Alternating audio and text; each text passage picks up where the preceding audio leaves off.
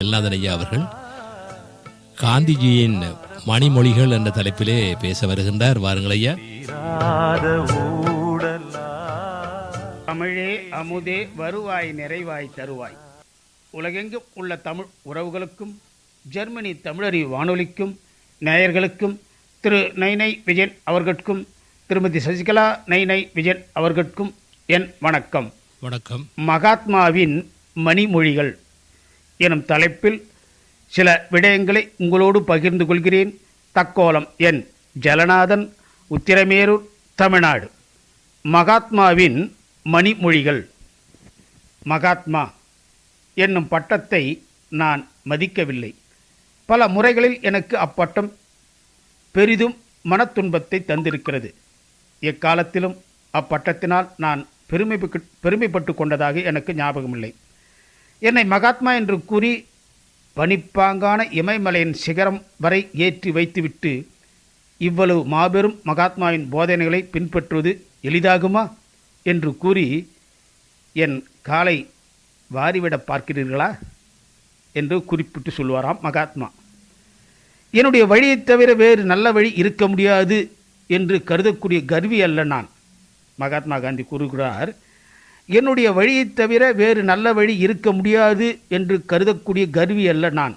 ஆனால் எந்த வழியை பின்பற்றினாலும் மக்கள் கோழைகளாக ஆகிவிடாமல் இருந்தால் போதுமானது. என்னை பின்பற்றுங்கள் என்று நான் யாரையும் வருந்தி அழைக்கவில்லை. மகாத்மா காந்தி கூறுகிறார், என்னை பின்பற்றுங்கள் என்று நான் யாரையும் வருந்தி அழைக்கவில்லை. ஒவ்வொருவரும் மனசாட்சியை மதித்து நடக்க வேண்டும். அது இயலாவிட்டால் இயன்றவரை எல்லாம் செய்ய வேண்டுமே தவிர பிறரைப் போல் வெறுமனே நடிக்கக்கூடாது.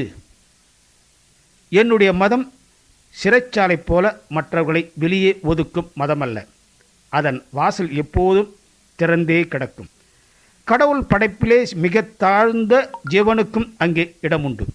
ஆனால் இருமாப்பு, திமிர், நிறத்திமிர், மனவிரோதம் ஆகியவற்றுக்கு அங்கே இடமில்லை. என் மதம் என்பது சத்தியம். அகிம்சைதான் அதை அடையும் ஒரே வழி. மகாத்மா காந்தி குறிப்பிடுகிறார், என் மதம் என்பது சத்தியம், அகிம்சைதான் அதை அடையும் ஒரே வழி. இந்து, முஸ்லீம், சீக்கியர் முதலானவரெல்லாம் ஒற்றுமையாக வாழ விரும்பாவிட்டால் நான் உயிரோடு இருக்கவே விரும்பவில்லை. அரசியல் வாழ்க்கையிலும் கூட அந்த அகத்தூய்மை அத்தியாவசியமாகும். அகத்தூய்மை இல்லாத எந்த ஆணும் பெண்ணும் இறைவன் சந்நிதியை நெருங்க முடியாது. அகத்தூய்மை வெறும் விருப்பமுள்ளவர்கள் உடலை சுத்தமாக வைத்து கொள்ள வேண்டும். அகத்தூய்மை பெறும் விருப்பமுள்ளவர்கள் உடலை சுத்தமாக வைத்து கொள்ள வேண்டும்.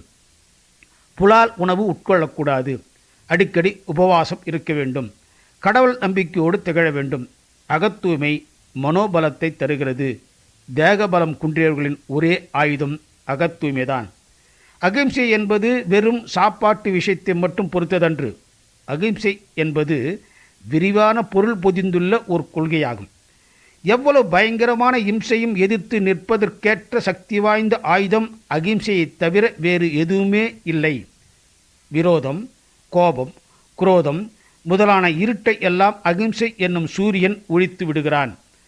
அகிம்சை நமது மதத்தின் அடிப்படை. அகிம்சையை செயலில் காட்டும்போது அது அன்பாக மாறுகிறது. அஞ்சாமை. கடவுளுடன் நம்பிக்கை வைத்து கடவுளுக்கு மட்டுமே அஞ்சி நடப்போமானால் எவருக்கும் நாம் அஞ்ச வேண்டியதில்லை. அஞ்சாமை என்றால் திமிர், முரட்டுத்தனம், ஆக்கிரமிப்பு என்பது பொருளல்ல. பயம் என்பதை மனத்திலிருந்து நீக்கிவிட வேண்டும் என்பதுதான் அதன் பொருளாகும். அஞ்சாமை என்னும் மனோபலத்தை நாம் வளர்த்து வந்தோமானால் ஆயுதத்திற்கு அங்கே வேலை இல்லை. உழைப்பவர் ஒருவராகவும் திட்டமிடுபவர் இன்னொருவராகவும் இருந்தால் காரியம் நடக்காது. ராட்டையில் ஒரு கை சக்கரத்தை சுட்டுகிறது, ஒரு கை நூலை இழுக்கிறது. சுற்றுவதை திட்டமிடுவதற்கும் நூல் இழுப்பதை உழைப்பதற்கும் ஒப்பிடலாம். இரு செயல்களும் ஒரே மனிதன் செய்தால்தான் காரியம் நன்றாக நடக்கும். தன்னலமற்ற செயல் பலத்தின் பிறப்பிடமாகும். தன்னலமற்ற செயல் பலத்தின் பிறப்பிடமாகும். இரும்பிலிருந்து துரு தோன்றினாலும் இரும்பை அந்த துருவே தின்று விடுகிறது. அதுபோலவே அறநெறியிலிருந்து தவறியவனை அவனுடைய செயல்களே நாளுக்கு நாள் அவனை அழிவை நோக்கி நடத்தி செல்கின்றன. வலிமை இல்லாத சந்தர்ப்பத்திற்கு காத்திருக்கிறார்கள். வலிமை உடையவர்கள் சந்தர்ப்பத்தை உண்டாக்கி கொள்கிறார்கள். ஏழையின் முகன் மலரும்போது இறைவனின் உள்ளமும் மலர்ச்சி கொள்கிறது. மனித வர்க்கத்தை சூடும் துன்பங்களுக்கும் நோய்களுக்கும் சிறந்த மருந்து உடல் உழைப்பே.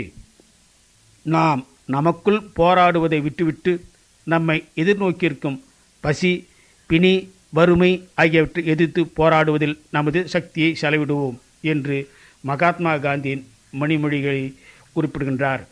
வாய்ப்பளித்த ஜெர்மனி தமிழறி வானொலிக்கு நன்றி, வணக்கம். தக்கோலம் என் ஜலநாதன், உத்திரமேரூர், தமிழ்நாடு, சங்கத்தமிழ் இலக்கிய பூங்கா.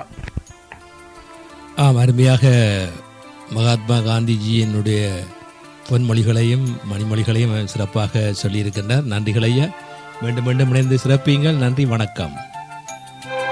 அவர் தக்கோலத்திலிருந்து என் ஜெல்நாதன் ஐயா அடைந்திருந்தார். நீங்கள் கேட்டுக்கொண்டிருப்பது காலை கதம்பம். இது தமிழருவி வானொலி, ஜெர்மனி.